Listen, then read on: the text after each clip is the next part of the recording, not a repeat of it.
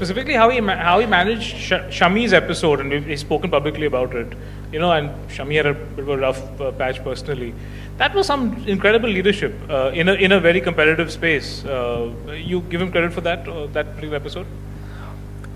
I do not have a lot of knowledge about the Shami incident, but I can give you a feedback that even the youngsters that came in the recent England series you were talking about, that he had that instinct that he realized that when he came into the team how the youngsters might be feeling. So to help them, he made the atmosphere very, very comfortable. He'll take his extra effort, he'll take them out, he'll talk to them about the game, he'll try and push them that we have to take responsibility. You guys are youngsters, but still, we have to take responsibility early to make them comfortable, to take them forward, to not let them think that this is not their team. They are welcome as well over here.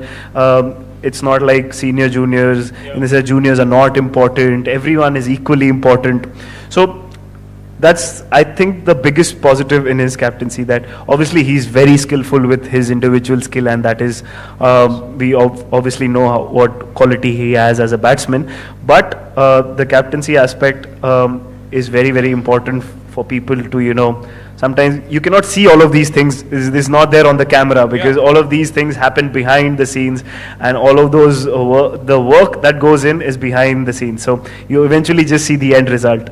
But how did we get there? All of these things are very important behind that. The lovely story that you said, but your first game, you were flown to Australia, and literally nobody spoke to you until you just went onto the field, and they and I think Dhoni just said, just go do what you want to do, and I'll give you the field you want.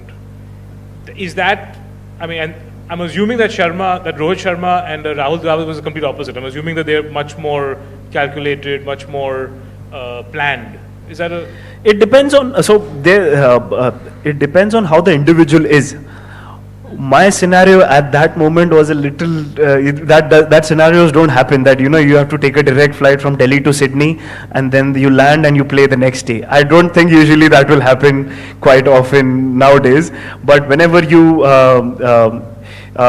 selected in the team, so these guys will try and make them comfortable. And obviously nowadays with a lot of exposure, people are very confident. They're not really intimidated coming into the Indian team, because they play IPL, they play with all the best players in the world. So all of these things do play a role, but yes, they're very, very diligent, and they understand the player, and then they give the feedback. It's not like one feedback or one way works for every individual.